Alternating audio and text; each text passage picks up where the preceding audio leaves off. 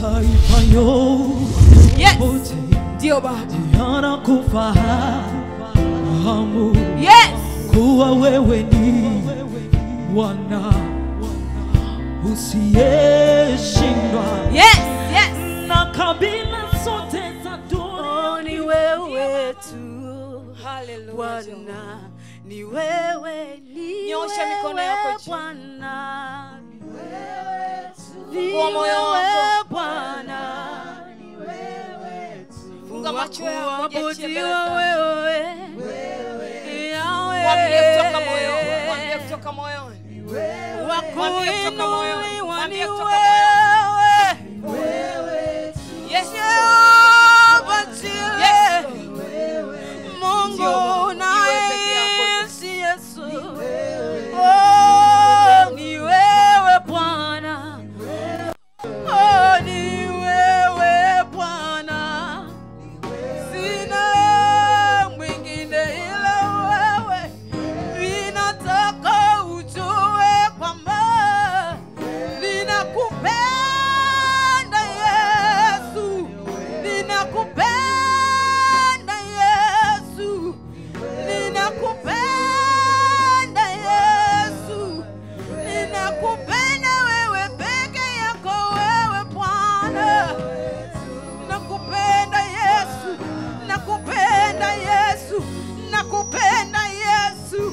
Nakupenda Yesu. Nakupenda Yesu. Ulinipenda kwanza ukajitoa kwa ajili yangu yewe. Heshima, utukufu, mamlaka na nguvu ni zako. Umetukuka Mungu wa mbinguni. Jina lako ni Yahweh Bwana. Jina lako lina nguvu Bwana. Jina lako lina uwezo. Jina lako ni nguvu Yesu. Jina lako ni msaada wetu. Jina lako Yesu. Jina lako Yesu. Jina lako Yesu. Jina lako Yesu. Ndio Baba. Ndio Baba. Ndio Baba. Peke yako Jehova. Peke yako Bwana. Hakuna aliye kama wewe. Nyosha mikono yako juu. Fungua moyo wako. Fungua moyo wako. Fungua moyo wako, yuko hapa. Asiyeshindwa yuko hapa. Master himself yuko hapa. Ndio Baba. Ndio Baba. Ndio Baba. Ndio Baba. Peke yako Baba. Hakuna aliye kama wewe. Ni wewe tunakuadhimisha. Tunavua vyeo vyetu. Tunavua taji zetu. Tunavua status zetu. Tunaziweka chini. Tunaziweka chini. Tunakuinua wewe Bwana. Tunakuinua wewe Jehova. Ni wewe peke yako Bwana. Hakuna aliye kama wewe. Yes Lord. Oh Jesus. Baba, waonyeshe uko hapa. Waonyeshe uko hapa. Waonyeshe nguvu zako. Waonyeshe. Yes, ndio Baba. Pita, pita. Fungua macho yao. Waonyeshe uko hapa Baba. Oh Jesus. Ndio Baba. Oh Jesus. Ndio Baba. Ndio Baba. Washukie. Washukie. Washukie. Washukie. Shuka. Shuka Baba. Shuka. Washukie. Yes Lord. Ndio Baba, kwa jina la Yesu, kwa jina la Yesu, ninaachilia nguvu zako, ninashusha moto, ninashusha moto, ninashusha moto, nashusha moto, naachilia moto, moto, moto, moto wa Roho Mtakatifu, moto wa Roho Mtakatifu, moto wa Roho Mtakatifu, nashusha moto, ninaachilia moto, pita, pita Baba, pita, pita na nguvu zako, pita na nguvu zako, pita na nguvu zako, pita na nguvu zako, pita na nguvu zako, pita, pita, pita, pita, moto, moto, moto, moto, moto, nguvu za giza popote zilipo, ninashusha moto, nashusha moto. Yes. Fungua moyo wako. Fungua moyo wako. Yuko hapa.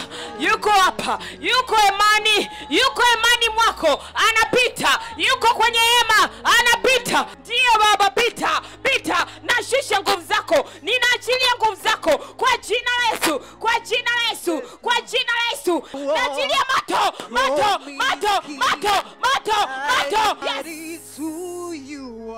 Yes, ndio Baba.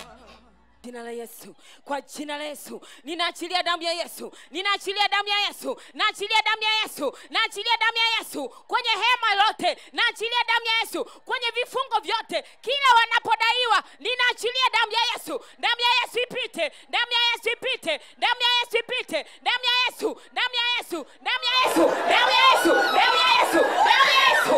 Yes, yes, yes, yes, ndio kwa jina la Yesu. Nguvu za giza, amna mamlaka, naachilia moto, ninaachilia moto, naachilia moto, ninashusha moto, moto, moto, utosi mpaka unyaye. Ame utakaso, ninawatakasa, ninawatakasa, ninawatakasa. Kwa jina la Yesu.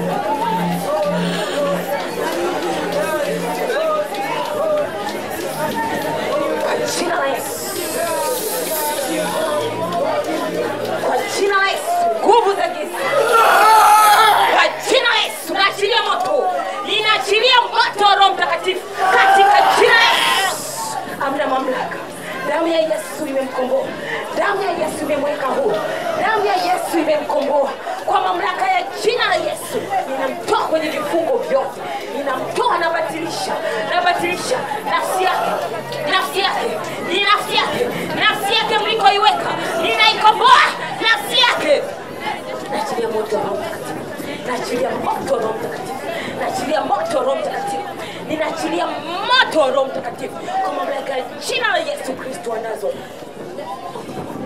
Ndio Baba, ndio Baba, ndio Baba, ndio Baba, ndio Baba, ndio Baba, ndio Baba, ndio Baba, ndio Baba, ndio Baba, ndio Baba, ndio Baba, ndio Baba, ndio Baba, kwa jina la Yesu Kristo anazo. Ninamweka huru, namweka huru, ninamweka huru kwa jina la Yesu.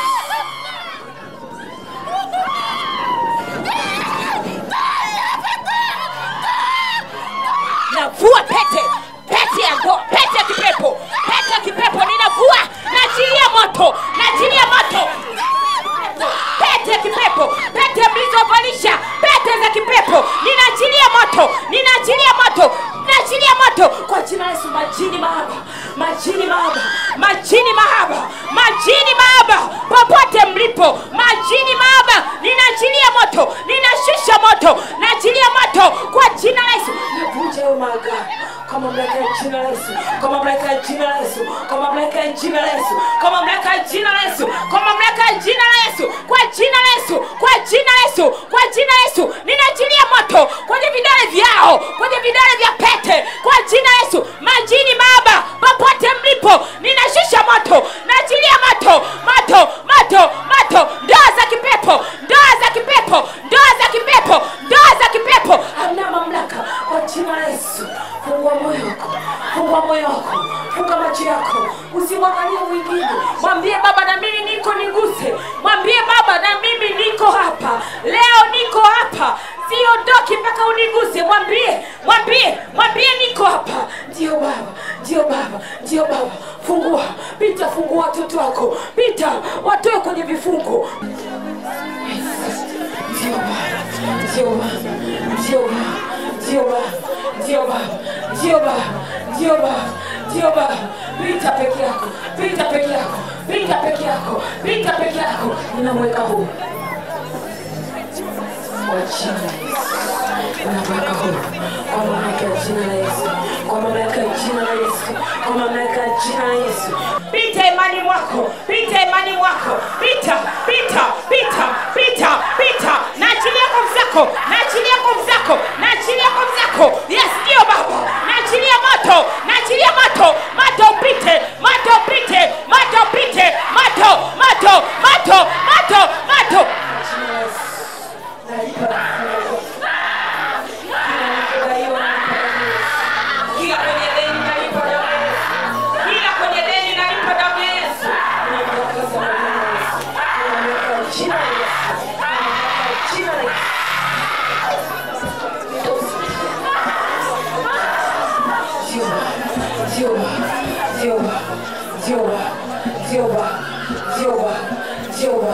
Peke yako, peke yako, peke yako, peke yako, peke yako Yesu, peke yako Yesu, peke yako, peke yako, peke yako Yesu, kwa jina la Yesu, kwa jina la Yesu, kwa jina la Yesu, kwa jina la Yesu, kwa jina la Yesu, kwenye mikono yao, kwenye mikono yao, kwenye mikono yao, kwenye mikono yao, mikono yao, mikono yao, mikono yao, uchumi wao, kwenye uchumi uliozikwa, uchumi uliokamatwa, naachilia moto, naachilia moto kwenye mikono yao kwa jina la Yesu.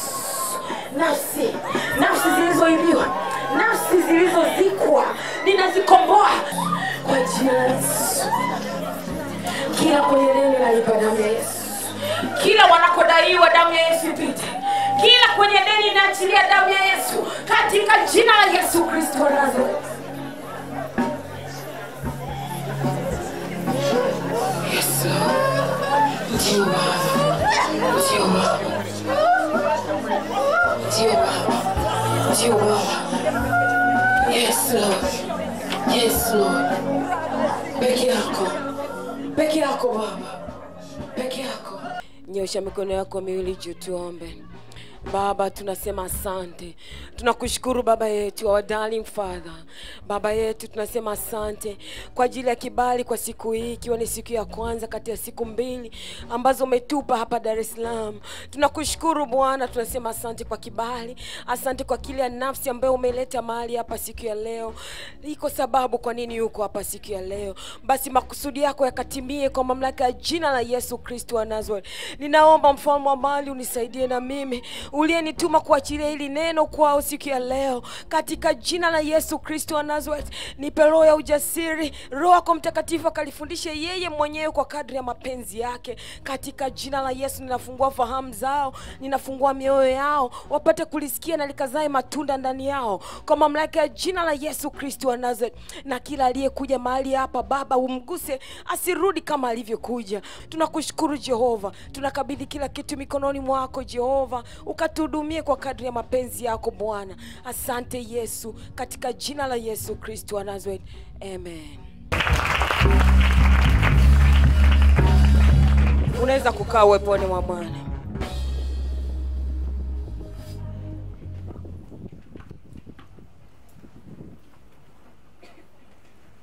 Nataka ujiandae kwa ajili ya neno. Andaa notebook yako. Andaa Biblia yako. Andaa moyo wako. Kama uko hapa siku ya leo, jua liko kusudi kwa nini uko hapa siku ya leo. Ndani ya moyo wako mwambie Mungu, kila ulichotaka nipokee siku ya leo, ninaomba nikakipokee.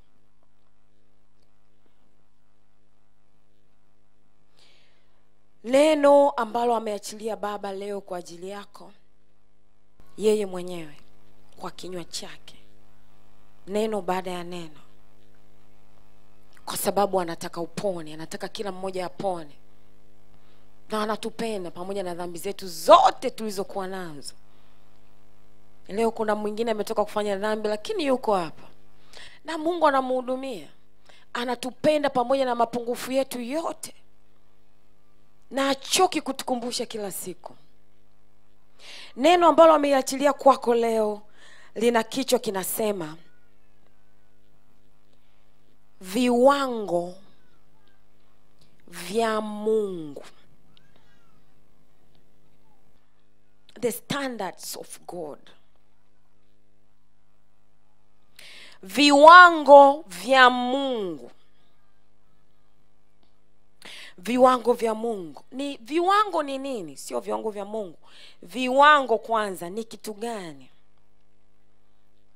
Kabla sijaenda kwa viwango vya Mungu, nataka tuangalie viwango hivi. Viwango, mtu akisema viwango ni kitu gani? Ni uwezo wa kitu fulani au jambo fulani kuwa katika ubora au thamani ya juu.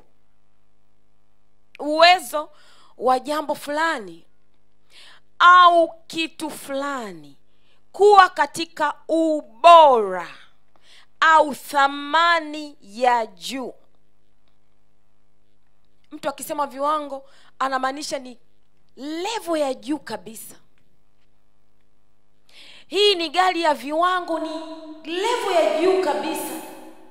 Hii nyumba ni ya viwango, basi ni ya level ya juu kabisa.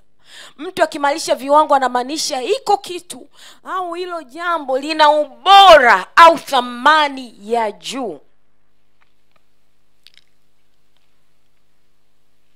Lina ubora au thamani ya juu. Hiyo ni tafsiri ya viwango kama viwango, sio viwango vya Mungu. Na kuna mashirika mbalimbali yapo kwa ajili ya kuhakikisha kwamba viwango vya bidhaa fulani fulani vinafikiwa, yaani ubora wa kwenye hiyo bidhaa unafikiwa. Ndio maana unasikia kuna vitu kama TBS, shirika la ubora Tanzania, liko kwa ajili ya kuangalia ubora wa bidhaa na vitu vingine, kwamba hivi vina ubora na thamani inayotakiwa. Karibu kila nchi kuna Kenya Bureau of Standards, KBS. Kuna Uganda National Bureau of Standards. Kazi yake ni kuangalia ubora. Kwa hiyo kila kitu, thamani ni kitu kinachoangaliwa sana kwenye kila kitu. Viwango, kila kitu. Hata kwenye industries kuna vitengo maalum kwenye viwanda ambavyo kazi yao ni kuangalia. Kama sisi tunatengeneza soda, basi kuna kitengo ambacho kazi yake ni kuangalia hizi soda zinazotengenezwa zinakidhi ubora unaotakiwa. Kwa hiyo viwango viko all over. Kila sehemu mtu anataka kitu chenye kiwango, hata kama hana uwezo wa kununua. Kila mtu tamanio lake ni awe na gari ya viwango vya juu. Kila mtu anatamani awe na nyumba ya kiwango cha juu. Kila mtu anatamani nguo anazovaa ziwe za kiwango cha juu. Na ndio maana makampuni yanahangaika kuangalia hiki kitu kimepita testi yetu, ni cha kiwango, kimepita testi yetu ya ubora, mpaka wanaajiri kabisa kitengo maalum cha kuangalia ubora. Hiyo na define viwango kwa namna ya kidunia. Hii makampuni ya magari, ndege, bidhaa tofauti, nguo, vyote wana vitengo maalum vya kuangalia viwango vya hizo product wanazotengeneza. Kwa sababu viwango ni vya muhimu kila mahali. Amen.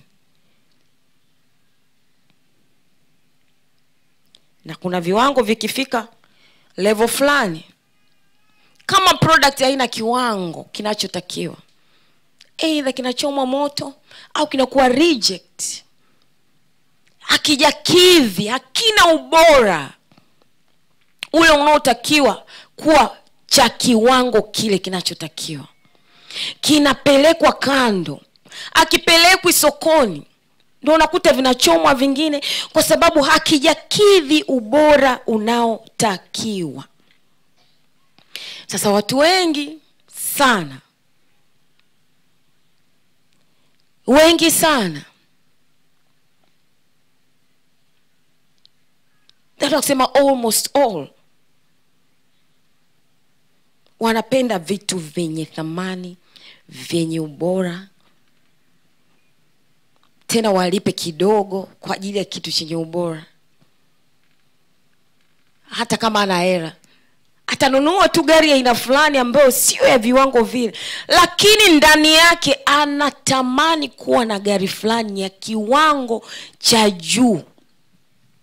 Atavaa tu ile nguo kwa sababu labda hana hela kwa wakati ule, lakini ndani yake anatamani angevaa nguo ya designer fulani ambayo ni ya kiwango cha juu.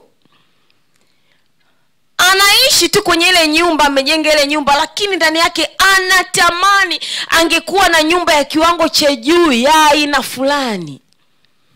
Kwa hiyo watu wengi wanapenda sana vitu vya thamani, vitu vyenye viwango.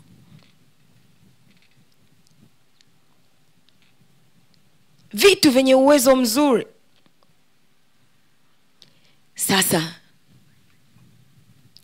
for that case, watu wengi sana wanaenenda kwa tamaa za kidunia. Mawazo yao, nguvu zao, akili zao, kila kitu chao wamekidedicate kwa ajili ya mambo ya kidunia. Na ndio maana kila sehemu wanahakikisha viwango, kwa sababu hata wanajua market wanayopeleka, wanaangalia viwango, wako busy kila kitu. Hata wale wanaofanya biashara wamededicate kila kitu chao ili waweze kutoa product yenye viwango.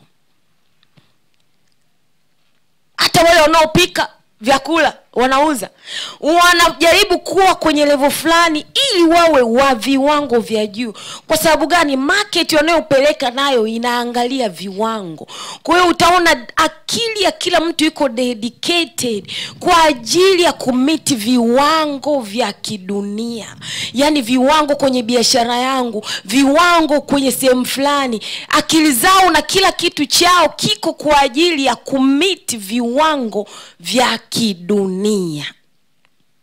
Mpaka wengine wanaingia kwenye uovu kwa sababu tu ya kumit viwango.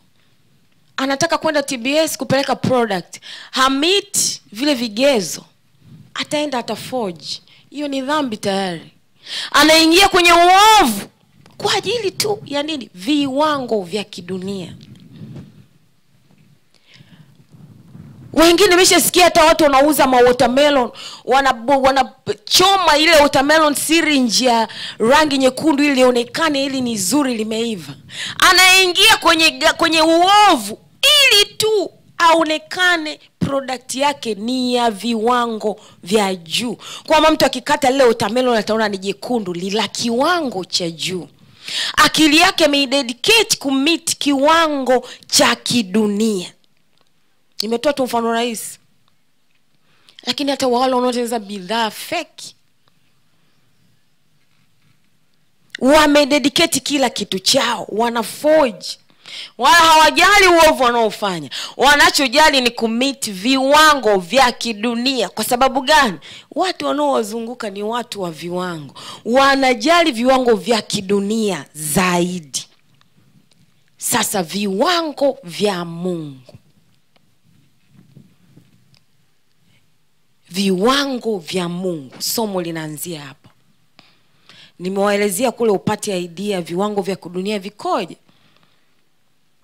Viwango vya Mungu, kama tulivyoona, serikali mbalimbali zina ofisi mbalimbali kwa ajili ya kuhakikisha viwango vya product zote zinazoingia kwenye hiyo nchi vina ubora.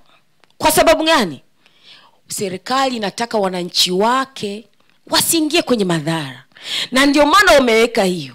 Vile vitu vinavyochomwa kule sio wanawaonea wale watu, ni kwa sababu hawataki wewe uingie kwenye matatizo au kwenye madhara. Na ndio maana kila sehemu wamehangaika kuweka ofisi za kuangalia ubora. Na kwa Mungu ni hivyo hivyo. Ana viwango vyake, ana standards za kwake. Na ameweka hivi viwango sio kwa sababu akupendi, kwa sababu anakupenda. Kama vile serikali ilivyoweka viwango ili usile product ambayo ni fake, haijakidhi ubora, usije ukaangamia. Ndivyo Mungu anavyofanya. Ameweka viwango. Ndio hivi tunasema viwango vya Mungu. Ni kitu gani hivi viwango vya Mungu? Ni nini?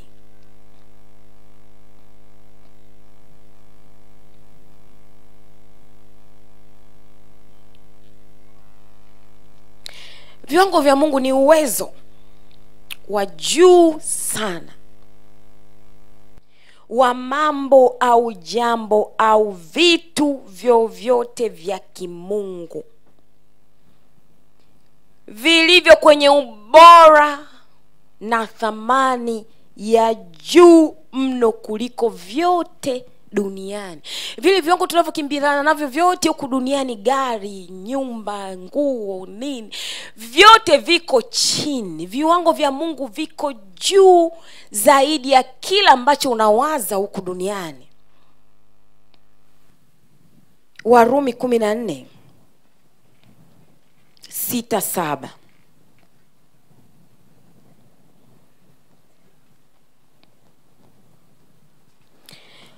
Warumi 14:6-7.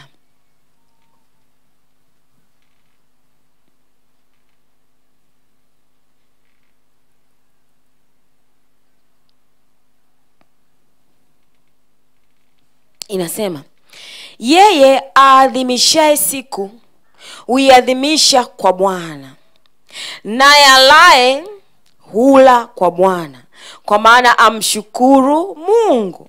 Tena asiyekula hali kwa Bwana, naye pia amshukuru Mungu, kwa sababu hakuna mtu miongoni mwetu aishie kwa nafsi yake, wala hakuna afae kwa nafsi yake. Sasa watu wengi sana, Baba anasema, ndani yao wako tayari kusikia viwango vya kidunia, lakini si viwango vya Mungu. Anafanya kazi ili amiti viwango vya kidunia. Anafanya kazi kwa bidii. Ana work hard ili tu amiti criteria za kidunia, lakini sio viwango vya Mungu. Wengi sana wamesahau kwamba kila mmoja yuko duniani kwa ajili ya kutimiza mapenzi ya Mungu na sio mapenzi yake.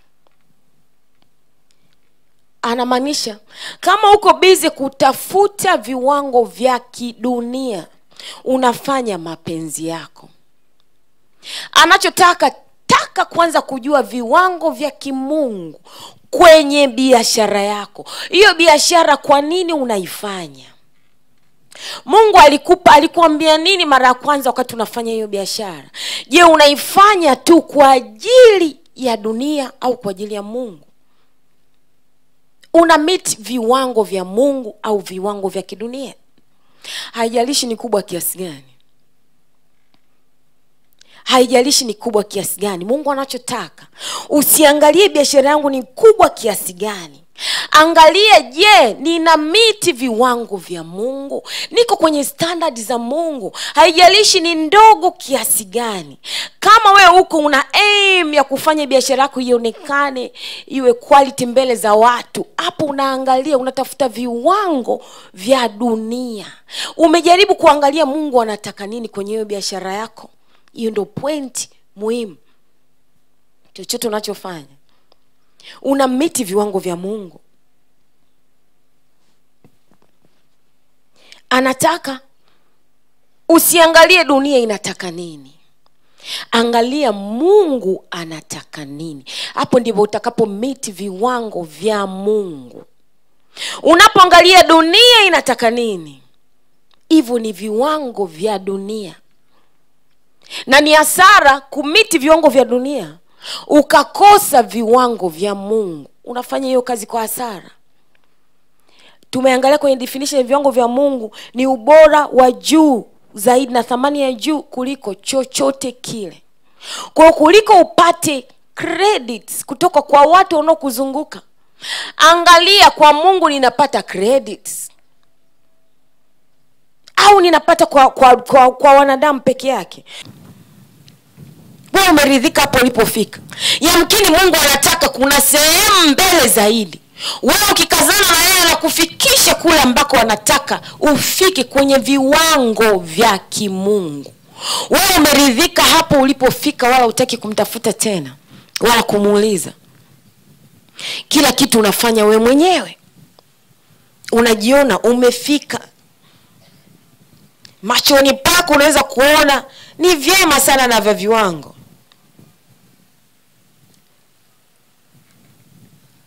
na vingine havidumu. Na vingi sana vinafanyika kwenye mienendo ambayo sio salama, sio sahihi, impendezi Mungu, na mwisho wake ni mbaya. Mithali 14:12.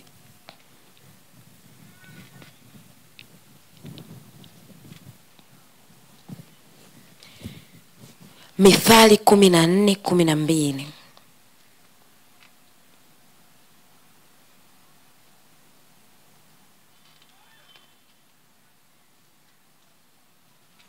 Mithali 14:12 nasema, iko njia ionekanayo kuwa sawa machoni pa mtu, lakini mwisho wake ni njia za mauti. Iko njia ionekanayo kuwa sawa machoni pa mtu, lakini mwisho wake ni njia za mauti. Sasa wengi wanaendeshwa na pesa, wanaendeshwa na waganga wa kienyeji. Hayo ni mambo ya kidunia, viwango vya kidunia. Kila mtu anaenda kwa mganga, anasikia tuko story. Siku hizi watu wao wanaenda kwa mganga. Siku hizi kuna grupu inaitwa Limbwata kule. Wewe mke mwema, kama una shida kule kwenye ndoa yako, usihangaike kanisani. Umejaribu wewe mwaka wangapi huu? Iko wanakufundisha jinsi ya kufanya kwa mume wako arudishe pendo. Hizo ndio viwango vya kidunia ambao mwisho wake ni mauti. Viwango vya Mungu viko juu zaidi ya viwango vya waganga wa kienyeji na chochote kile. Kila mtu ajue kwamba ni bora ang'ang'anie kwa Mungu, amuonyeshe viwango vyake, meet standards zake na sio za duniani. Ndio maana amebaki anashangaa watu wanafurahi hapo walipo kwa viwango walivyofika, kwa jinsi walivyo. Bado hawajajua viwango nilivyokuwa navyo mimi, kwamba na wakija kwangu in case ukienda kwa kwake akakuonyesha hivyo viwango anavyovizungumzia, utakaa ujiulize, what was I thinking? Nilikuwa nachelewa ukipata hiyo neema. Nimeng'ang'ania kule wakati kumbe kuna huku. Na ndio maana anashangaa vile viwango ambavyo wote tunajiassess navyo huku duniani. Sasa kila unachofanya hapa duniani kipime kwa viwango vya Mungu. Chochote kile. Chochote unachofanya hapa duniani kipime kwa standard ya Mungu. Hichi kimekidhi ubora au thamani ya Mungu. Nikifanya hiki ni Mungu ndio anafurahi au wanadamu? Nimekipima kidunia au kimungu? Wewe ni mwimbaji wa nyimbo za Injili au ni worshiper? Unajua kabisa Mungu amekuita kwa ajili ya kuworship, kwa ajili ya kupeleka Injili kwa njia ya nyimbo. Unao uhakika kabisa. Inamaanisha unafanya mapenzi ya Mungu. Lakini sasa unakuta wengi, Mungu amemwambia nenda, nataka ukapeleke Injili, watu wafunguliwe kwa njia ya nyimbo. Wewe ni worshiper, ninataka ukahudumu kwa njia ya uimbaji. Lakini angalia anajievaluate vipi yule gospel singer. Ataangalia nimetoa video kule YouTube, kuna viewers wangapi. Anaenda kwa namna ya dunia, viwango vya dunia. Viewers wamefika 1,000,000. Ngoja niangalie kule Instagram nina followers wangapi. Ninataka niende nimpite mwimbaji fulani. Hivyo ni viwango vya kidunia. Mungu hajakuleta kwa ajili ya kumpita yule mwimbaji fulani. Amekupa kazi kabisa. Anamaanisha nini? Wakati unafanya kile alichokutuma cha kupeleka Injili na watu wakufunguliwa, una meet viwango vya Mungu. Kuna mtu ananielewa? Na sio uweze kuangalia hii video nimeiacha ukiachilia imefika viewers wangapi. Inawezekana viewers wote 1,000,000 ambao dunia inaangalia mpaka nasema wow, viewers 1,000,000. Hakuna hata mmoja aliyekombolewa. Mungu akiangalia anasema huyu nimemtuma duniani kwa ajili ya hii kazi. Dunia inasema wow, huyu ndio best gospel singer. Yaani wanavali kwa level za kidunia. Mungu akiangalia anasema nimemtuma akafanye kazi yangu afanye. Kwa nini? Anaangalia viwango vya dunia. Haleluya. Kila mtu jitafakari. Yamkini Mungu amesema mtumishi Kole na Beatrice, nimewapeleka duniani mkakomboe watu wangu. Anataka tukomboe watu wake. Sasa ninatoa mfano huu kwa niaba ya watumishi wa Mungu wote kokote kule. Viwango vya dunia ni the moment tunaanza kusema nataka kanisa langu liwe na watu zaidi ya lile lingine. Kwa unaangalia mafanikio kwako kwa idadi ya waumini kanisani. Eti nina kanisa kubwa mpaka waumini wanaanza kuangalia. Ukisema kanisa kubwa sana hapa, kanisa kubwa sana hapa Tanzania au duniani, anakutajia kwa viwango vya dunia, ataangalia kanisa lenye waumini wengi. Lakini Mungu anaangalia huyu mtumishi Kole na Beatrice, niwaambia kakomboe watu wangu. Ni wangapi wamekombolewa?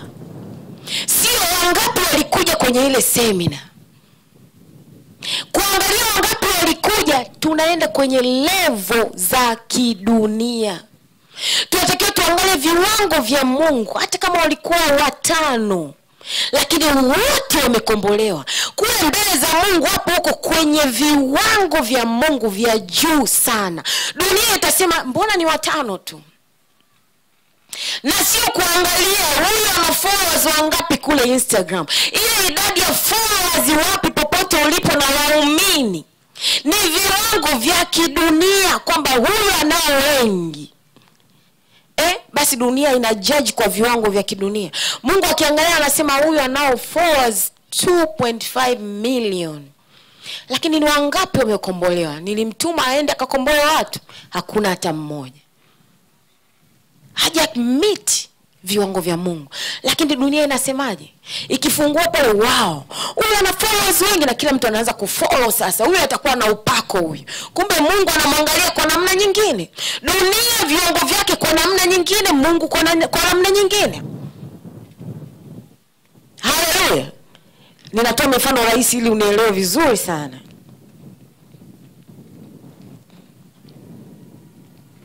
Ile kazi.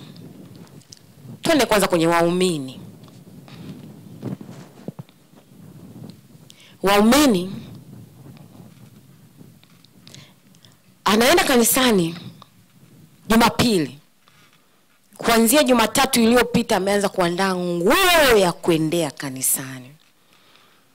Inayomiti viwango vya kidunia.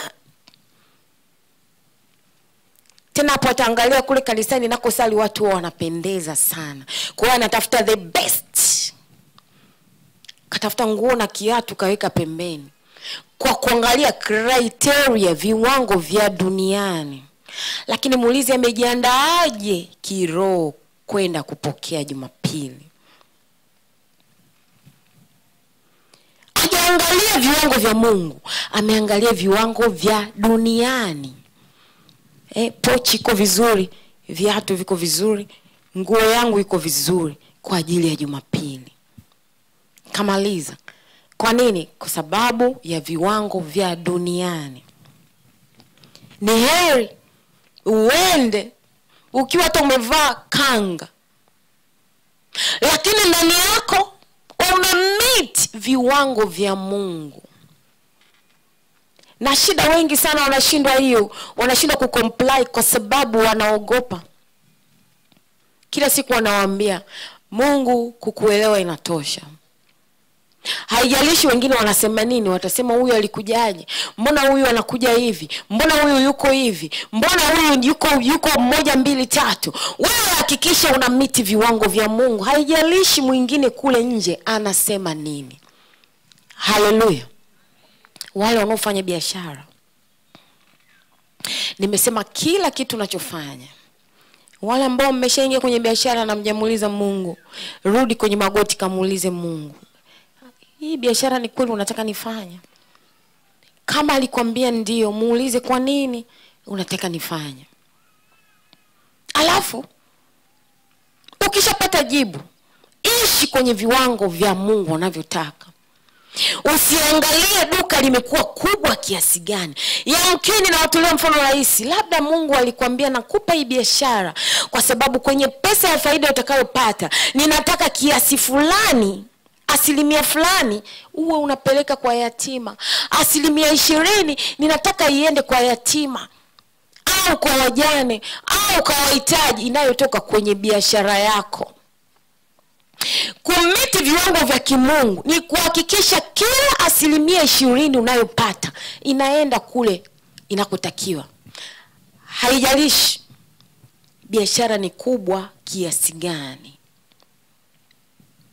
Na ukishafanya hivyo, Mungu anakuinua kwa viwango vyake. Amen. Kwa sababu unaona ni mwaminifu. Sasa wengi tuko kuangalia biashara ni kubwa kiasi gani, lakini imekizi criteria viwango vya duniani, kwamba yuko ana duka kubwa sana, anauza vitu vya bei ya juu sana, designer, kule Instagram na followers wengi sana. Isadi kwamba watu wanaangalia kwa namna hiyo viwango vya dunia. Mungu akiangalia haoni kitu, haoni mtu, anaona hasara. Viwango vya Mungu viko kila mahali. Kwenye wafanya kazi, jipime hiyo kazi unayofanya. Na kwa nini unafanya hiyo kazi? Ni mapenzi ya Mungu kufanya hiyo kazi unayoifanya? Kama ni mapenzi ya Mungu, kwa nini anataka ufanye hiyo kazi? Jipime kwa viwango vya Mungu. Kile Mungu anachotaka ufanye kwenye hiyo kazi unakifanya. Yamkini uko kwenye hiyo kazi kwa sababu anataka ukomboe watu wake kupitia hiyo kazi yako unayoifanya. Unafanya kitendo cha kufanya hapo, umemiti viwango vya Mungu, na ndipo hapo anapoendelea kukuinua. Lakini sio huko tu unafanya kwa sababu mwisho wa mwezi ufike upate mshahara ukalipe bills. Kila kitu kipime kwenye viwango vya Mungu. Wazazi, mbaleaje watoto wenu kwenye viwango Mungu anavyotaka au dunia inavyotaka? Biblia inasema, neno lake linasema, mlee mtoto kwenye njia impasayo na yeye hataiacha. Unamleaje mtoto wako? Wengi wataangalia kwenye viwango vya dunia. Dunia ya sasa inataka nini? Kama mtoto lazima awe hivi, lazima aongee Kiingereza,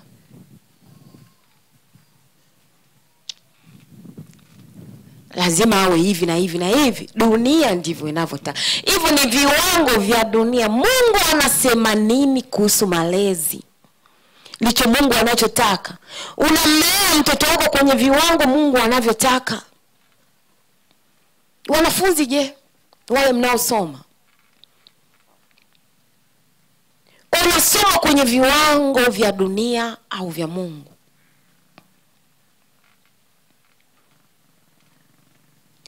Mungu anataka usome kwenye viwango vyake.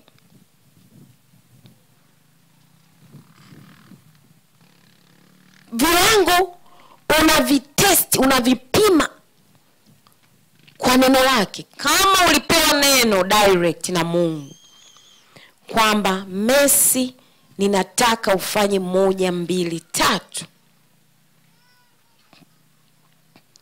inamaanisha ile 1, 2, 3 Mungu aliyokuambia ufanye, hiyo ndio standard yako.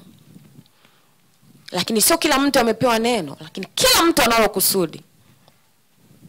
Na ndio maana Mungu anasisitiza somo la kusudi.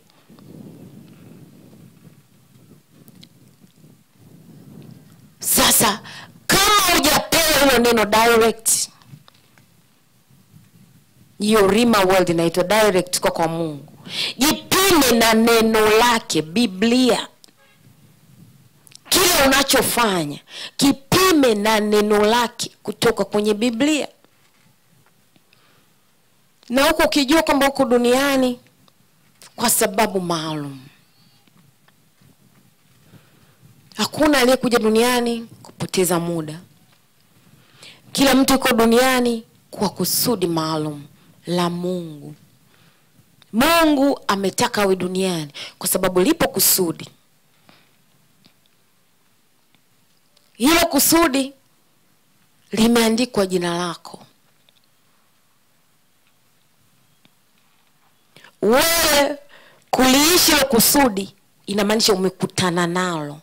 Hasa wengine kusudi lao liko Mtwara, wao wako Dar. Limeandikwa jina lake. Ana yuko zake Dar, yuko busy na mambo yake. Kusudi lake liko Mtwara, lina heng.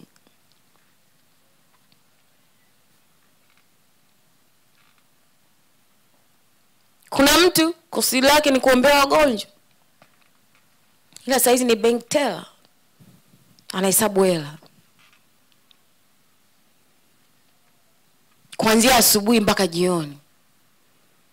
Hiyo mikono ambayo anatakiwa kwenda kumbandika mgonjwa apone iko busy na hesabu hela.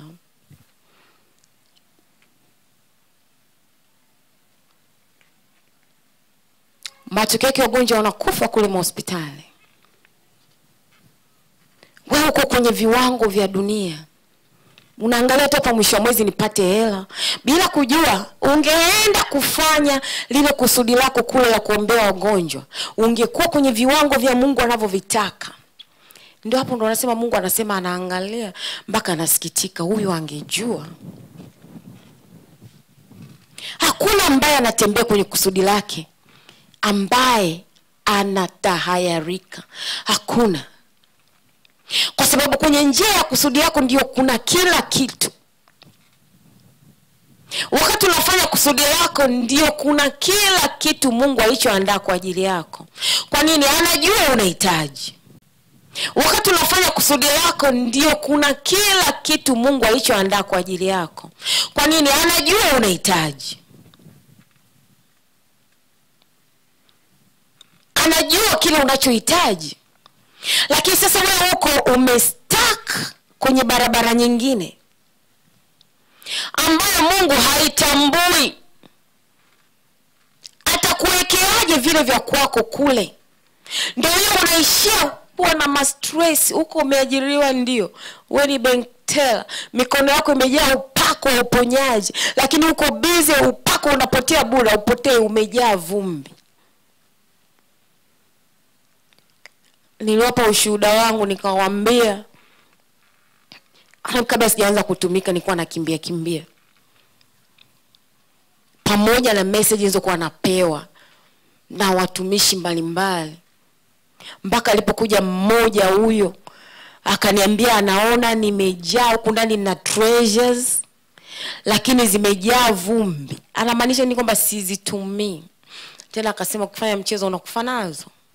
Imagine mkono umejaa uponyaji, alafu imagine wagonjwa wanaokufa hospitali, alafu mtu yuko wapi? Benki teller, anahesabu hela bank, alafu mwenyewe anaona nimefika.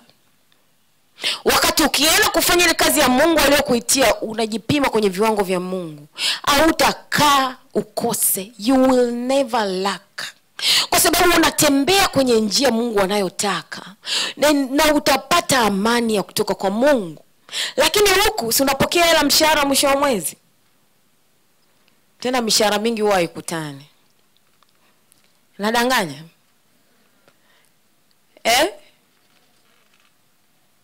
Unafikiri kwa nini? Sasa utaishi hivyo mpaka lini? Ndipo hapo Mungu anasema fahamu, ombea waombe fahamu. Light wangejua.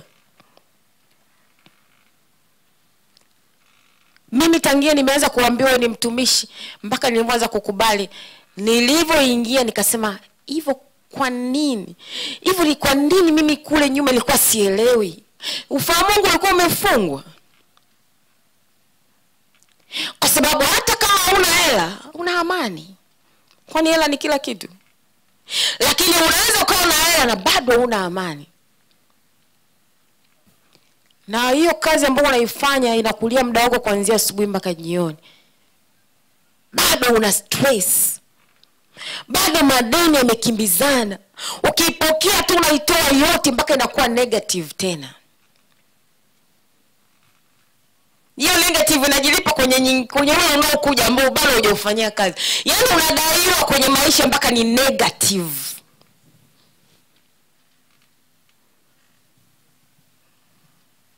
Mpaka na Mungu anakudai.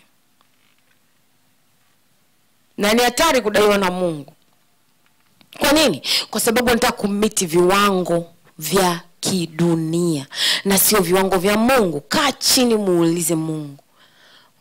Huwa anaongea kwa njia tofauti kutokana na neema tofauti ya kila mmoja. Lakini muulize Mungu, hii kazi ambayo mimi najiona ndo nimefika. Tena mwambie hivyo. Mwambie tu. Nenda kajifungia kwa chumbani, mwambie Mungu, mimi kweli nilikuwa najiona hapa ndio nimefika. Mimi ni managing director, mimi ni nani manager, mimi siyo ni nani, nimepandishwa cheo juzi. Hapa nilikuwa najiona ndo nimefika. Nina gari langu moja, nina nyumba, nina hela ya kula, store imejaa stock ya chakula. Yaani hapa ndo naona ndo nimefika. Lakini Mungu, leo nimepata somo lako, niambie vizuri. Hapa nilipo ni sahihi? Au unajipima kwa viwango vya kidunia? Nenda muulize. Na atakujibu. Atakujibu kabisa. Ukishauliza, be sensitive. Unaweza ukalitoa kwa njia tofauti. Nimesema kutokana na neema tofauti. Kuna wengine wanasikia sauti.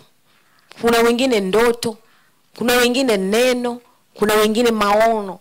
Lakini onyesha nia ya dhati kwamba Mungu, ninataka kubadilika. Niambie, hapa mimi najipima kwa viwango vya kidunia au viwango vyako? Muulize na atakwambia. Amen. Sababu, wale wanaoandika sababu zinazozuia. Sababu zinazozuia watu kuenenda katika viwango vya kimungu. Sababu zinazozuia watu kuenenda katika viwango vya kimungu. Namba 1. Ufahamu wa neno la Mungu. Nimewambia neno la Mungu ndio standard yako. Sasa kama ulijui neno, unaishije kwenye haya maisha? Kama hata Biblia hauna, kesho kutwa Jumatatu nenda kanunue Biblia, anza, hujachelewa. Umepata ile neno kwa makusudi na uisome. Neno la Mungu, Biblia ndio standard, ndio kiwango, ndio viwango vyetu tunavyotakiwa tuviangalie. Sasa kama haujui neno, unaishije? Unaenenda vipi? Kanunue Biblia. Tena kuna prayer journals, nafikiri bado ziko pale. Mwongozo wa kusoma neno wa Anointed Room, ambao ni mafunuo yake Baba mwenyewe, utakuongoza kila siku soma kitu gani. Huko nafikiri unauzwa pale. Sasa wengi wanaishi kwa kutokujua neno. Anajiita ni Mkristo, lakini hajui neno. Mwingine hata Biblia hana. Mwingine iko chini ya mto mpya. Ana imagine kwamba Biblia itanilinda. Kusoma asome. Unatakiwa ulijue neno, kwa sababu neno ndio standard yako kwenye kila unachokifanya. Sasa wengi wanaongozwa na fahamu zao, wengi wanaongozwa na akili zao, wengi wanaongozwa na roho zao zinavyosema, wengi wanaongozwa na dunia inasema nini, wengine marafiki wanasema nini, ndio dunia inasema nini, na sio neno linasema nini. Tena hawataki kusikiliza kabisa, hawataki kumsikiliza Mungu, na wanajiona wako sahihi. Sasa anasema, lakini ninaomba nisome kama alivyoisema. Lakini hawana tofauti na wale wanaowaita vichaa,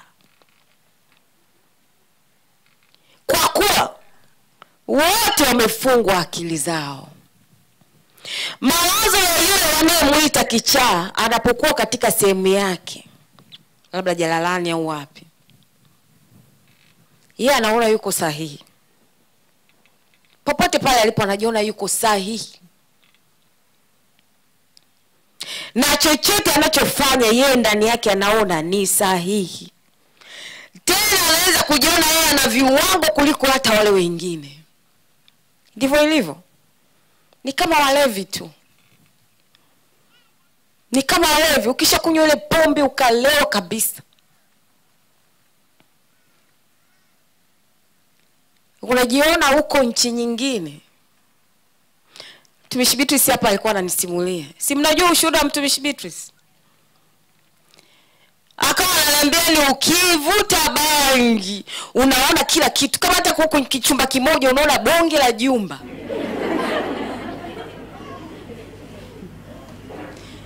Anasema unaweza ukafika sehemu gari unaona ili gari yote kubwa hivi. Yaani unakuwa uko kwenye dunia nyingine.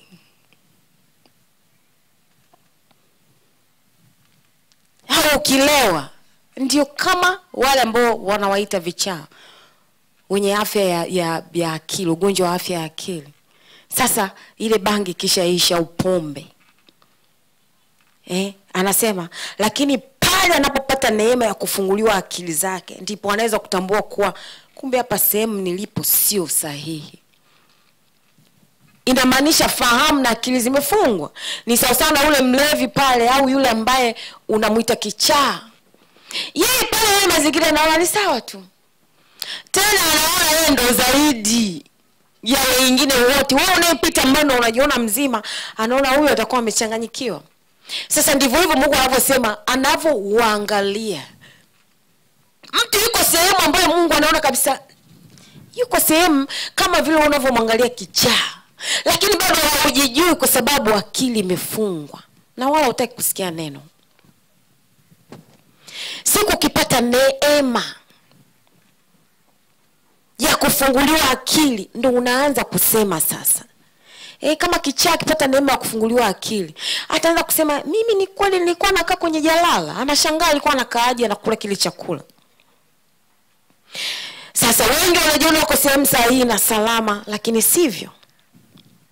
Kwa sababu fahamu zao na akili zao zimefungwa kutambua uwezo wa Mungu. Fahamu zao na akili zao zimefungwa kutambua uwezo wa Mungu. Namba 2, wokovu. Wokovu. Wokovu. Hauwezi kusema ndani yako wewe una Mungu pasipokuwa na Yesu. Hamna kitu kama hiko. Namba 1 unatakiwa uwe na Yesu ndio ujivune kwamba una Mungu. Hauwezi kuwa na imani na Mungu kama una imani na Yesu. Kuwa kwanza na imani na Yesu ndio useme nina imani na Mungu. Kwa maneno malezi au mna anayeweza kufika kwa Baba bila kupita kwa Mwana. Rejea somo la wokovu. Wokovu ambao kila siku Baba anasisitiza. Wokovu ni kumkiri Yesu. Na sio vile mnavyosikia kule duniani.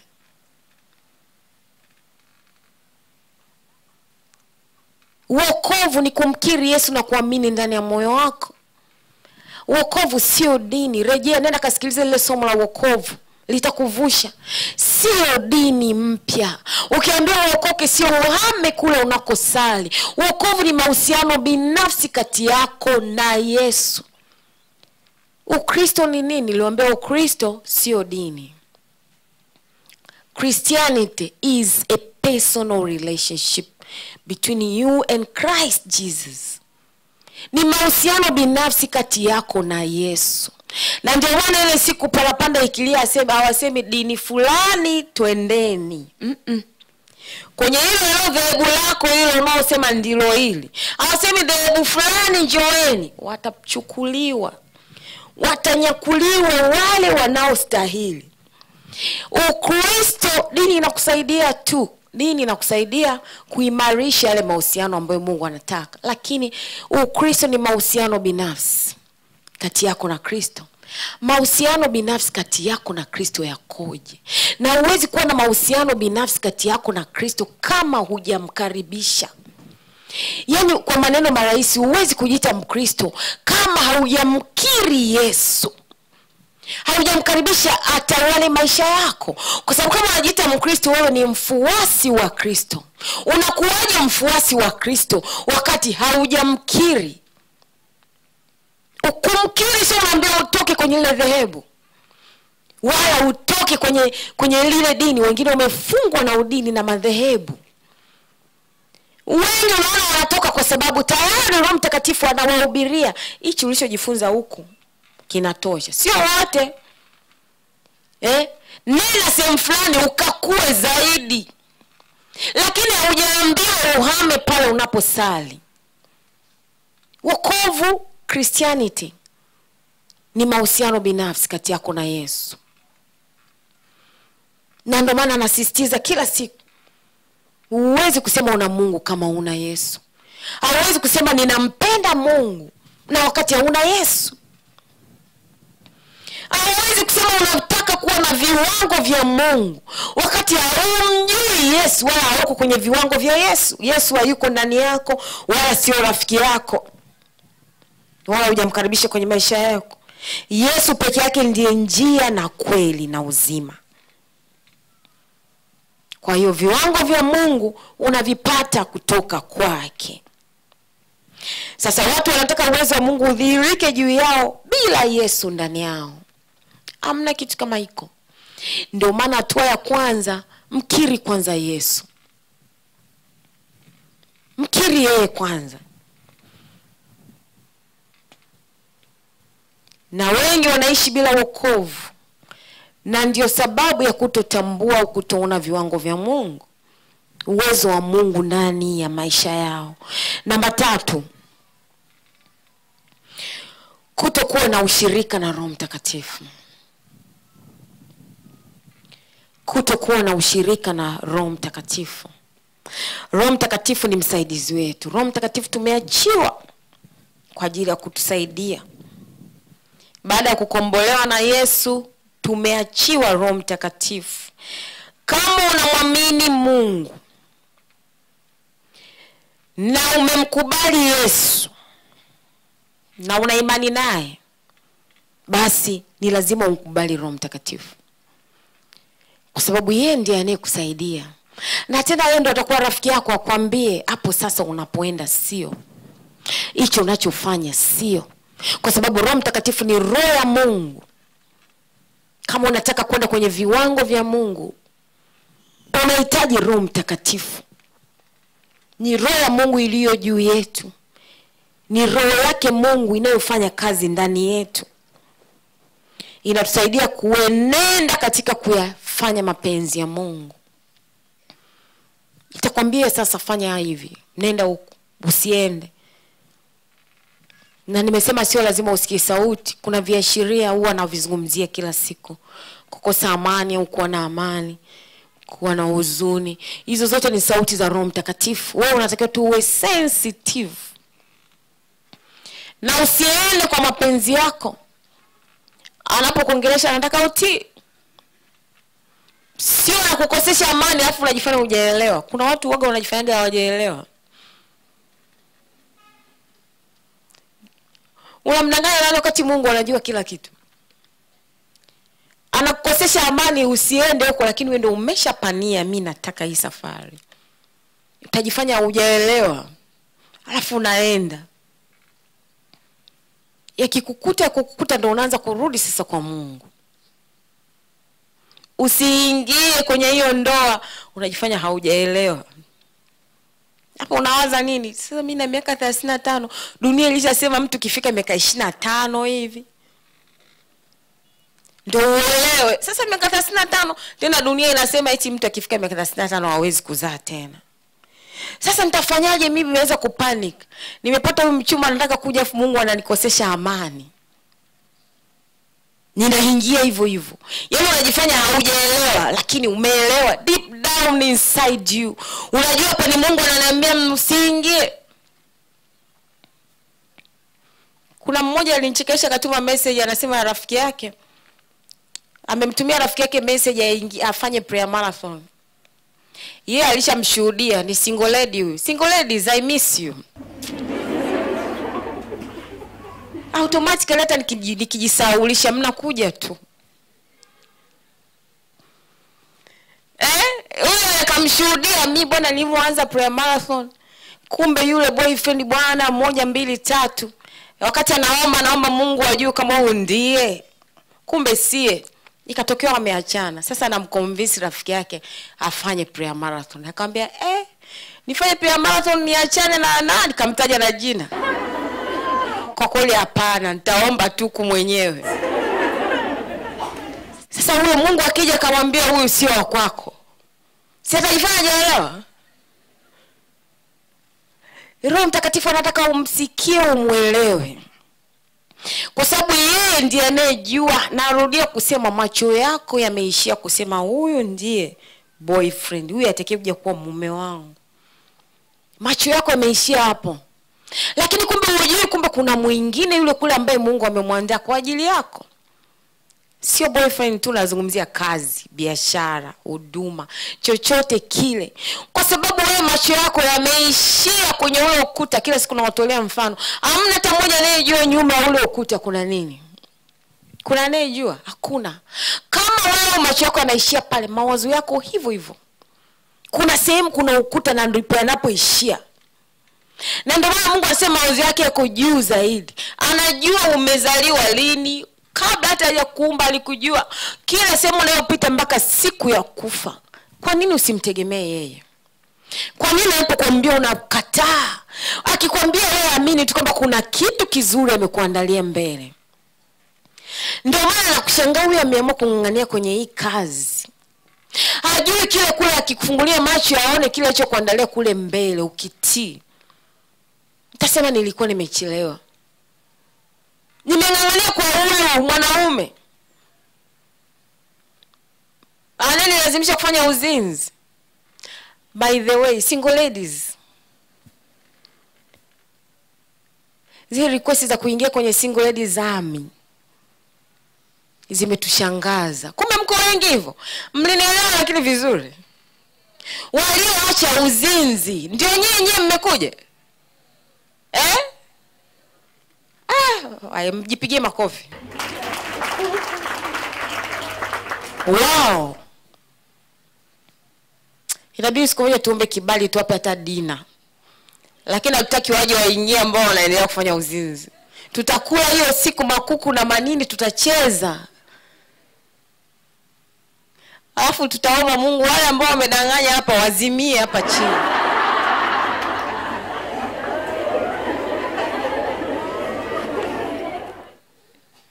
Kwa hiyo usijiandae kudanganya. Amen. Muombe na nyinyi, sawa? Muombe kibali siku moja tukae sehemu tule, tunywe, tucheze, tuombe, tupige power. Tuwaite na wale wengine, tuwaite wale wa kwetu wale. Wale wa kwenu ambao wametoka kwa Mungu wale, tuwaite huko waliko. Mwingine wamestaki na mwingine huko.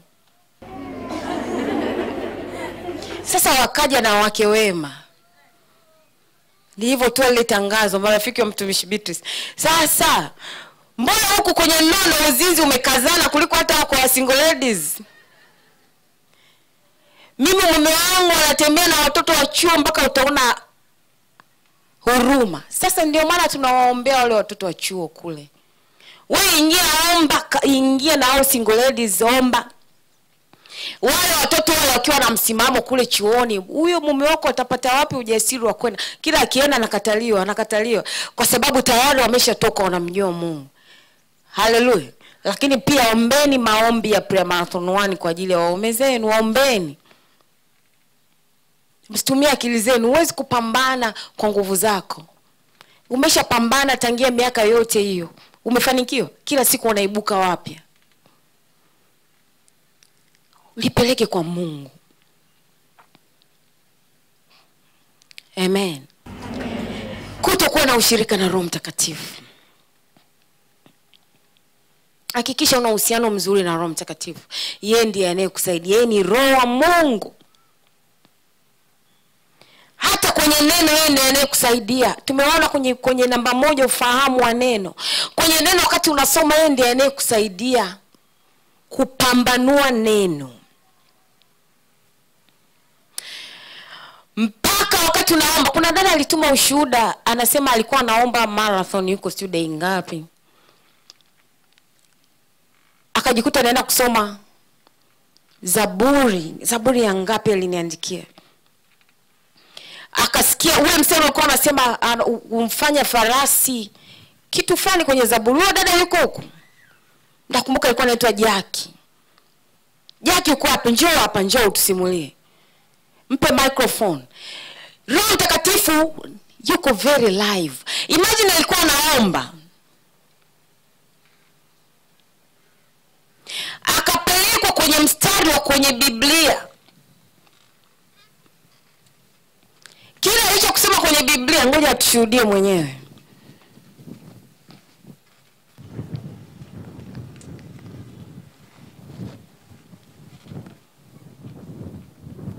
Wageukie kule wasimulie. Bwana Yesu asifiwe. Sikumbuki vizuri nilikuwa dai ngapi, lakini nilipomaliza kusali nikawa najisikia naambiwa niwe sana uweponi. Nikachukua kuna ukiwa prayer marathon unatoka usome Zaburi. Kwa nilikuwa Zaburi ya 104 siku hiyo. Nikasoma nikafika mstari wa 3. Nikawa naambiwa sikumbuki vizuri lakini ni kama yani amefanya mawingu. Zaburi 104 mstari wa 3. Ngoja tuitafute. Zaburi 104 mstari wa 3.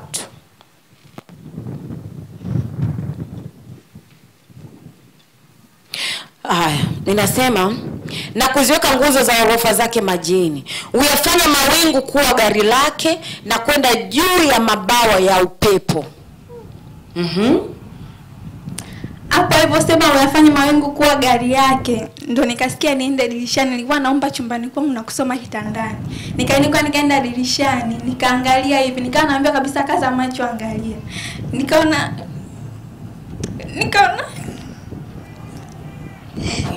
kama farasi afu na mtu apata juu. Yes. Hebu ongea vizuri wakusikie. Mmemsikia choona? Umeona nini? Nikaona farasi afu na mtu amepanda juu. Amepanda juu. Na wewe msema unasema uyafanya mawingu kuwa gari lake. Umeona jinsi Mungu alivyo mzuri? Funuo anaomba, anasikia, anasoma mstari. Kwanza alikuwa anaomba, akapelekwa kwenye mstari. Anasoma mstari, anaambiwa nenda dirishani. Na yeye kuambiwa nenda dirishani sio unaambiwa Jackie nenda dirishani. Kama ulisikia sauti inakwambia Jackie nenda dirishani? Nilisikia kama mawazo yanani. Ndio Roho Mtakatifu anapofanya kusema kuna neema tofauti. Kuna wengine anasikia Jackie nenda dirishani, lakini usikie ukaanza kusubiria sauti. Mbona mimi siambiwi hii sauti? Ile kama wazo, usifikirie ni wazo. Akainuka tu kwenda dirishani. Kwenda dirishani ukaona unaambiwa unaangalia Mungu uone kitu. Afu nikaambiwa kaza macho. Kaangalia hivi nikaona, baada ya muda nikapotea. Huyu ni Roho Mtakatifu kabisa na huyu ni Mungu. Amen. Asante sana. Na ndivyo hivyo anavyotaka, yuko so live. Yaani ukiamini atakuonyesha mambo yake makubwa sana usiyoyajua. Hapo alikuwa anataka kuonyesha tu nguvu zake na uwezo wake. Amen. Kuna wengine aliniambia yuko Mwanza. Ngoja nisome message yake. Anasema mimi niko prayer marathon 1. Ya leo sijui imekuaje. Naendelea na mfungo wangu kama kawaida, nikawa nasikiliza video ya mahubiri ya YouTube ya ufahamu. Asa nimesikiliza kama mara mbili, kuna sehemu ulikuwa unaongelea kuhusu kujiinua au pride, kujiona bora zaidi ya wengine, kujihesabia haki. Unapo mtu anafanya uovu wote ule, nikaumia, nikakosa amani, maana mimi am so judgmental. Yani nikimwona mtu anafanya kitu kibaya, huwa hata kama nisipoongea moyoni nakuwa nimeshamjaji, na huwa sifanyi chochote wala kumuombea, na kujiona mimi niko sawa, I am bright, na hayo ya wengine hayanihusu. Sasa nilipomaliza niliwaza, nikasali, nikiomba Mungu anisamee, anipe ufahamu na unyenyekevu, mpaka nikalala. Sasa hivi nimeomba tena. Baada ya hapo nikawa nasoma Biblia, yani nimefungua tu, nilikuwa Zaburi 75 mstari wa 4 mpaka wa 5. Naanza tu nakutana na maonyo kuhusu kujivuna. Yani nimebaki na shangaa, sikujua chochote kama nakutana na huo mstari leo. Yani nimefurahi na nina amani, nimetubu, namshukuru Mungu. Kafungua tu. Hebu tusome Zaburi 75:4 na 5.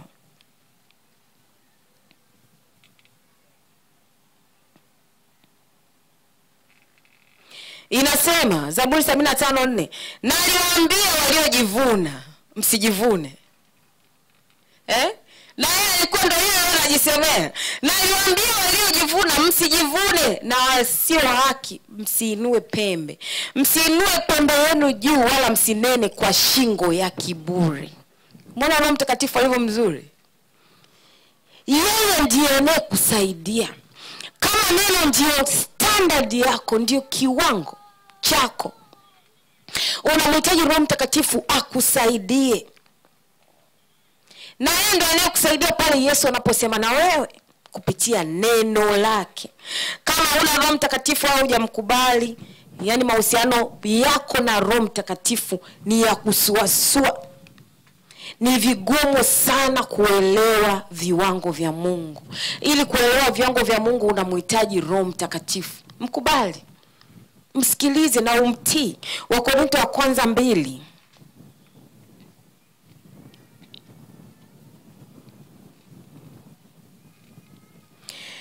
Wakorintho wa kwanza 2:10 mpaka 15.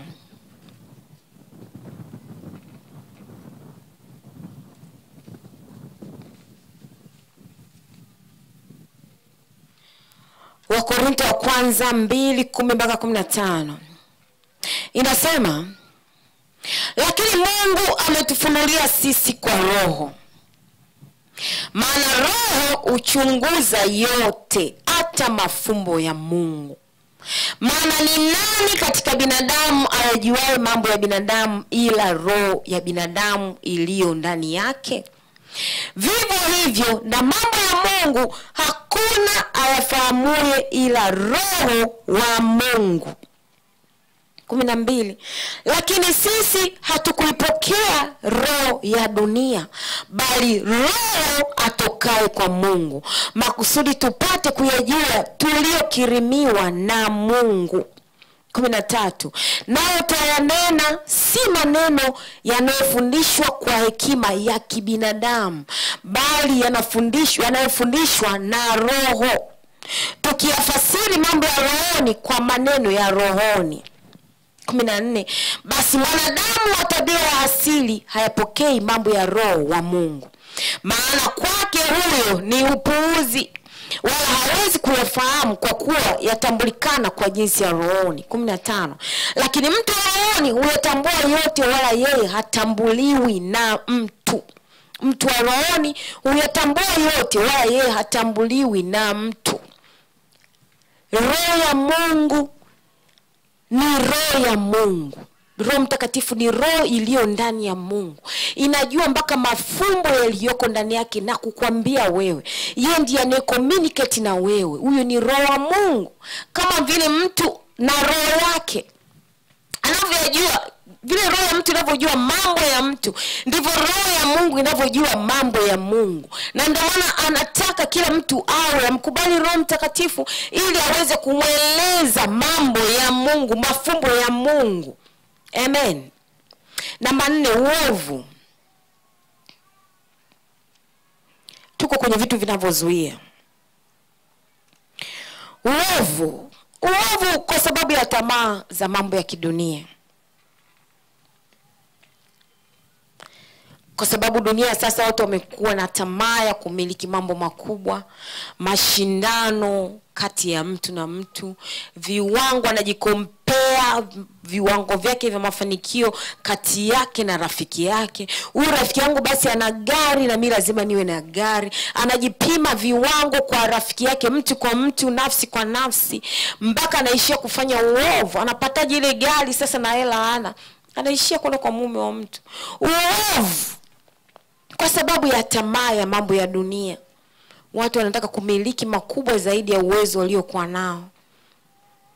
Hawapendi kujihangaisha kujua Mungu anasema nini au Mungu anataka nini. Wao wako busy wapate kutambua mambo ya dunia, dunia inasemaje. Hawataki kujua Mungu anawaza nini juu yao. Wao hawataki kuachana na tamaa za dunia. Waefeso 2:1-3.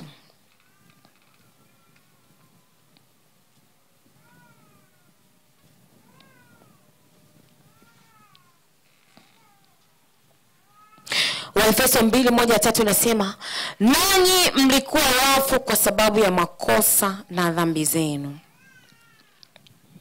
ambazo mliziendea zamani kwa kuifuata kawaida ya ulimwengu huu, na kwa kumfuata mfano wa uwezo wa anga, roho yule atendaye kazi sasa katika wana wa kuasi, ambao zamani sisi sote nasi tulienenda kati yao katika tamaa za miili yetu, tulipoyatimiza mapenzi ya mwili na ya nia, tukawa kwa tabia yetu watoto wa hasira kama na hao wengine.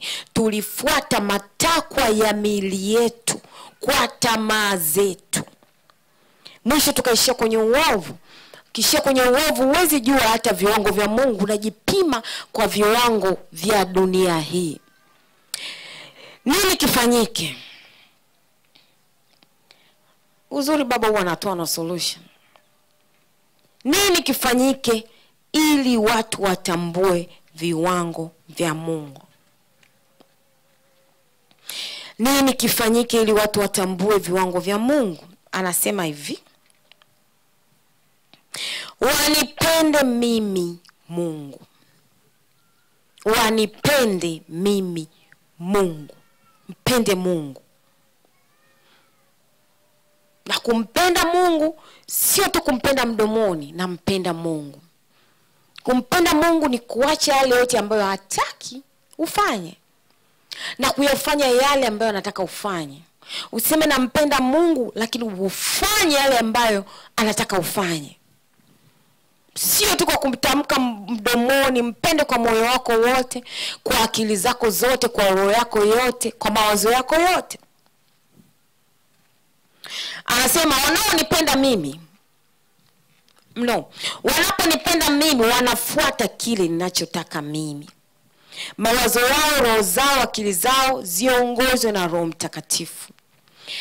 Wabadilike kutoka ndani yao, wawe na utayari wa kutaka kubadilika. Wamkubali mwanangu kuwa yeye ndiye Bwana na Mwokozi wa maisha yao, waokoke. Ninarudia tena.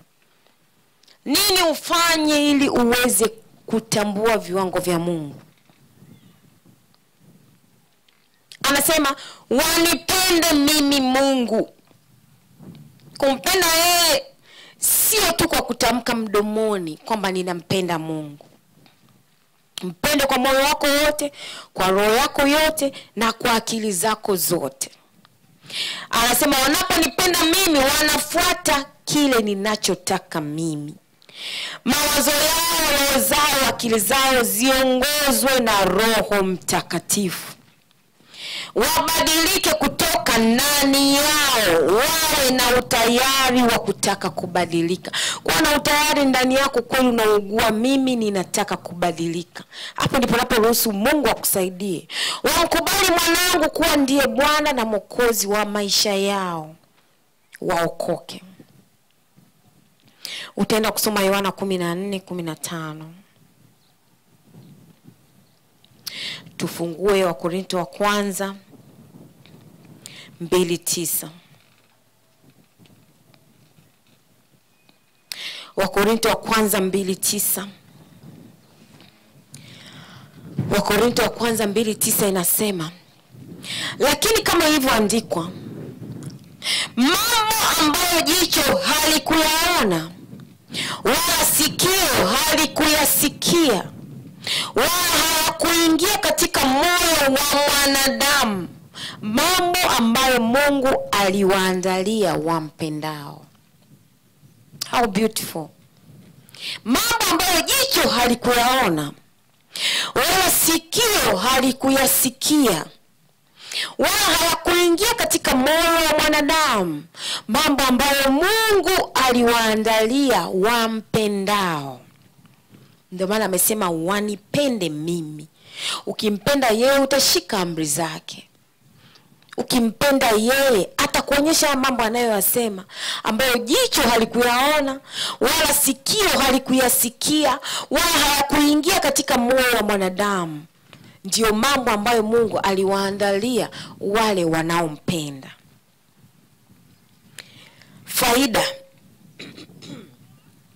Faida za viwango vya Mungu. Andika hicho kichwa cha habari. Unapata faida gani? Namba 1. Mahusiano binafsi kati ya Mungu na mwanadamu yanaimarika. Inamaanisha unaimarisha mahusiano yako na Mungu.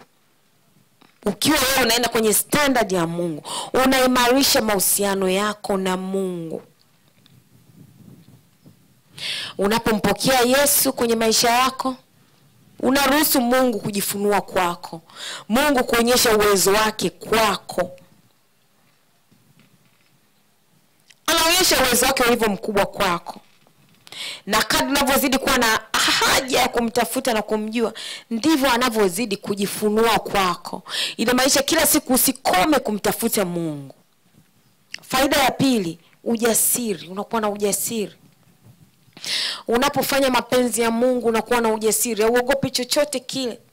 Wala haijalishi unapita wapi, umekutana na nini, umekutana na watu wamekudiscourage, wengine wamekuongelea vibaya, unapata ujasiri wa kusonga mbele kwa sababu uko kwenye kusudi la Mungu. Haijalishi mwingine anasema nini, yule anayesema wala asikuumize.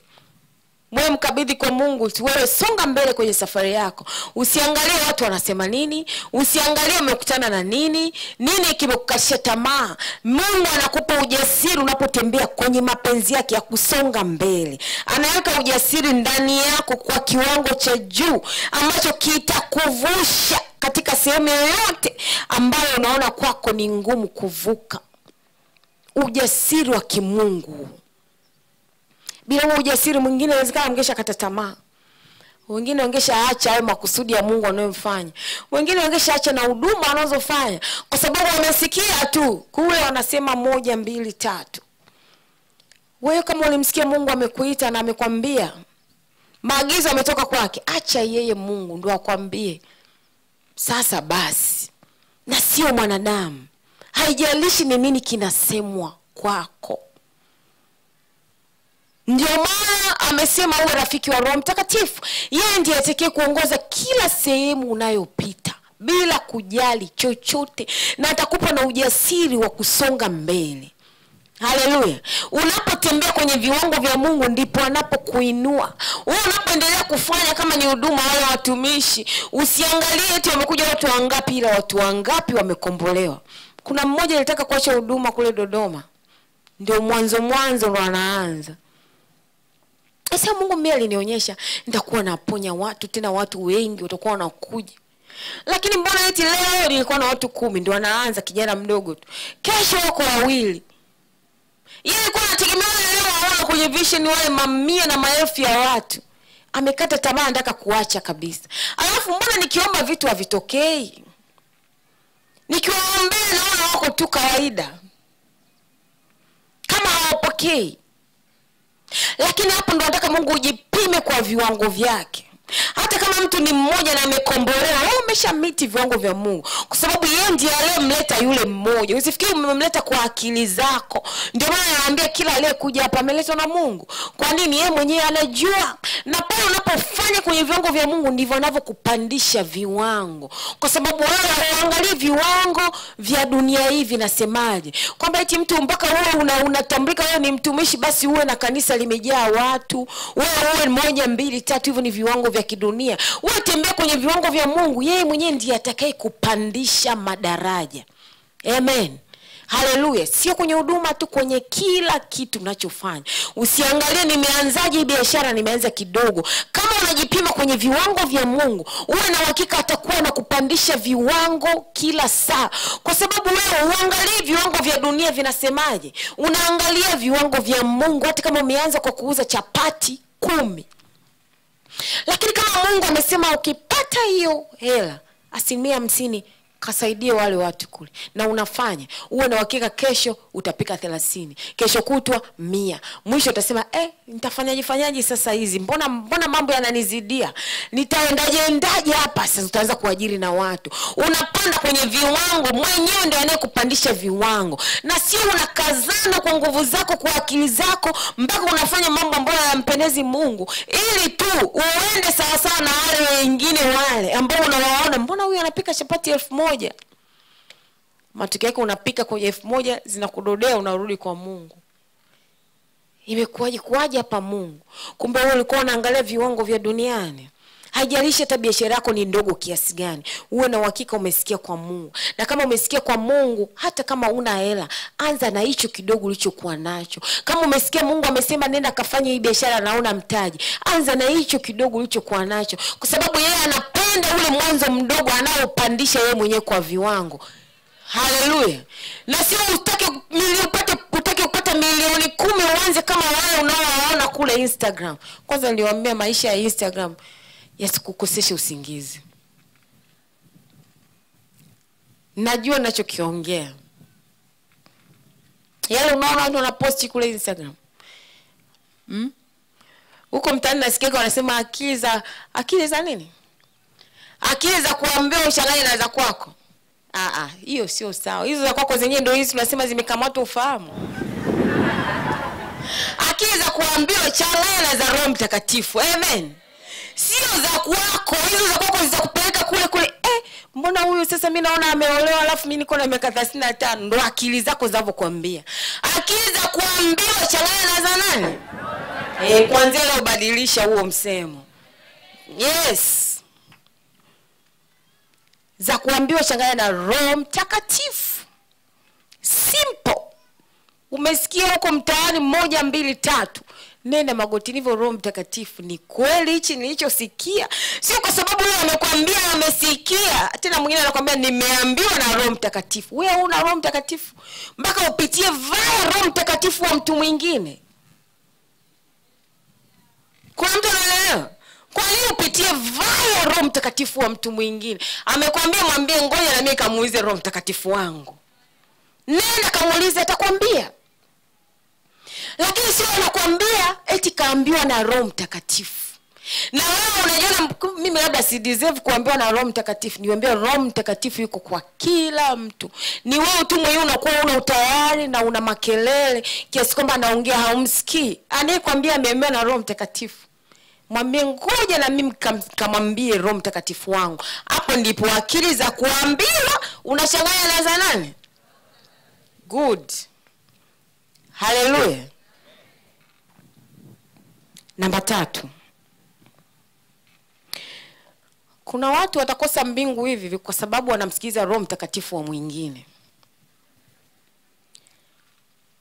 Anawatoa kwenye mpango bila kujua Roho Mtakatifu wa mwingine wanaomsikiliza ni Roho Mtakatifu kweli. Kila kitu Mungu anachofanya unajua shetani anaiga.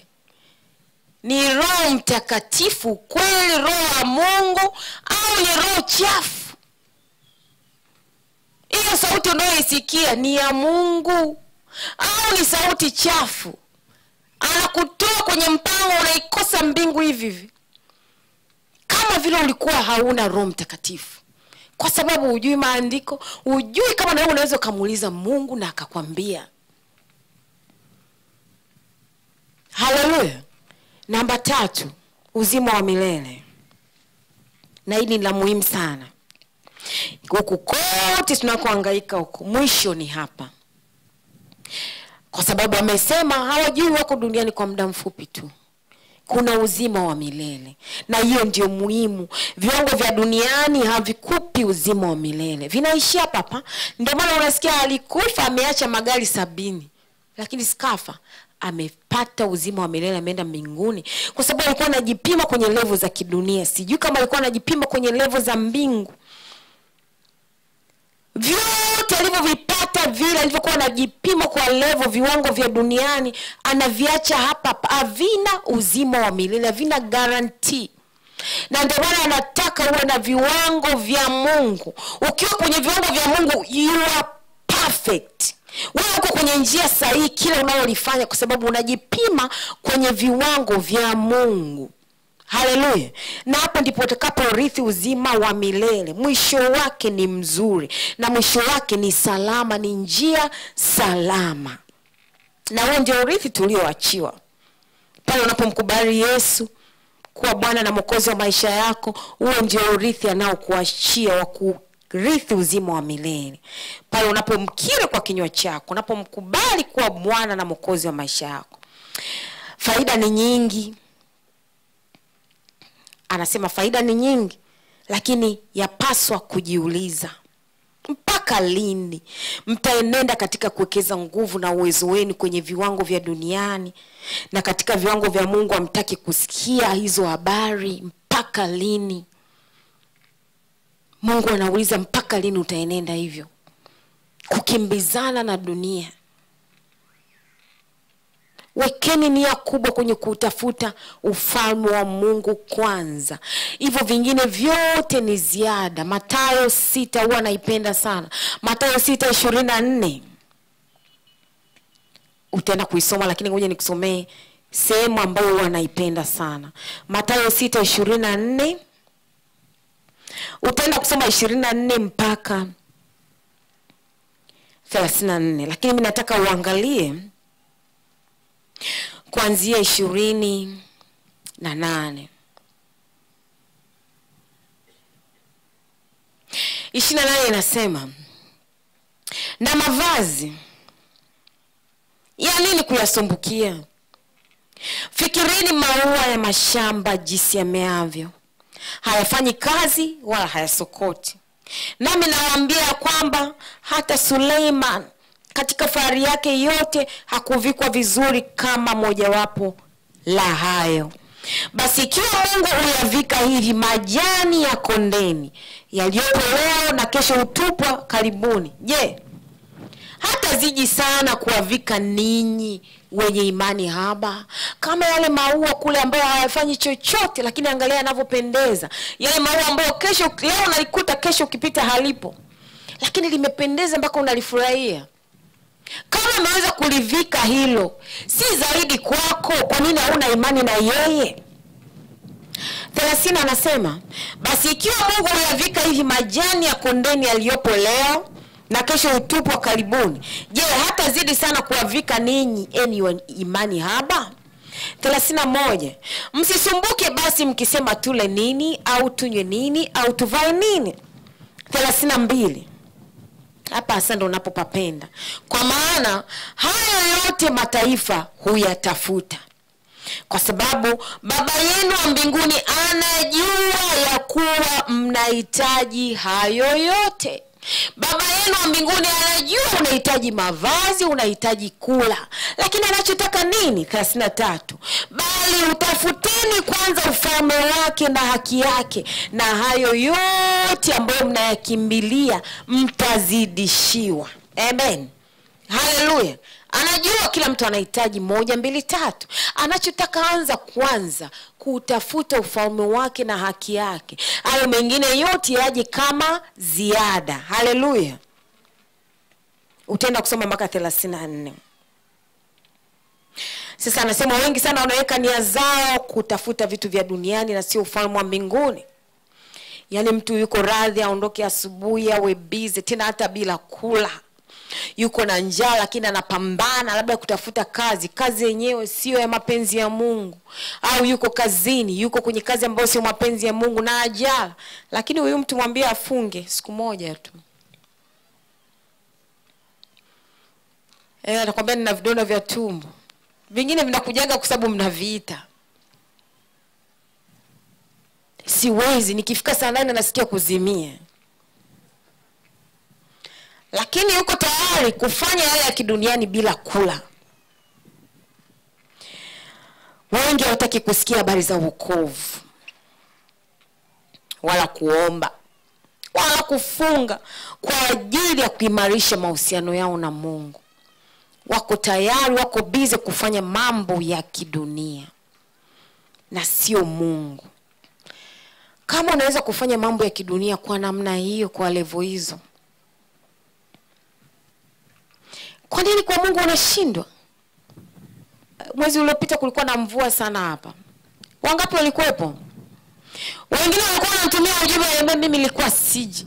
Nilipoona ujumbe wa post kwa Instagram eti kwa ningekuwa interview singeenda. Nikafunga safari na nimepokea. Na ndio hivyo swali la kujiuliza. Hiyo sababu unayompa Mungu. Mimi siwezi kufanya kitu hiki kwa sababu hii. Ingekuwa ni interview na hauna kazi, au hata kama unayo lakini labda ni nafasi nyingine, ingekuwa interview, rejea kwenye somo la bidii. Ingekuwa ni unaumwa hiyo siku lazima uende hospitali, usingeenda. Ingekuwa ni interview na inakwambia tunahitaji 1 2 3, usingeenda kutafuta. Kwa nini kwa Mungu ndo unatoa sababu? Nimekosa hichi na hichi, sina hiki, mbona mimi hivi 1 2 3? Alafu nategemea Mungu awe upande wako tena na kusikilize. Kwa nini? Kwa sababu tu ni cha Mungu. Na ndio maana akiangalia anasema wale mnaowaita vichaa kule, akiwaangalia anaona hawa mbona kila mtu yuko hivi hivi. Na anajiona yuko sawa, yuko salama. Na kwa ujasiri kabisa anajitetea mbele za Mungu. Haleluya. Viwango vya Mungu. Jipime kwenye level ya Mungu kila unachofanya. Nimesema rudi magotini, muulize Mungu, kazi unayofanya ni ya kwako? Biashara ninayofanya ni ya kwako? Hapa nilipo ni wewe? Hichi ninachofanya ni wewe? Mimi ni mama, hivi ninavyomlea mtoto wangu naenda sawa? Kila kitu kipime kwa viwango vya Mungu, standards of God. Hallelujah. Badilika, acha kuishi kwa ajili ya ulimwengu.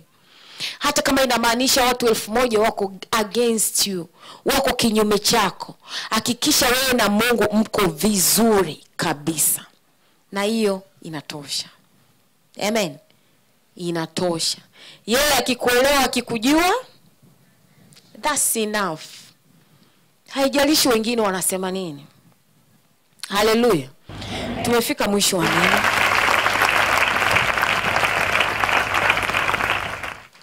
Likakuvushe, lisiishie hapa, lisiwe limeingia huku likatokea huku, lisiwe kama zile mbegu zilizoangukia kwenye mwamba, ndege wakaja wakazidonoa.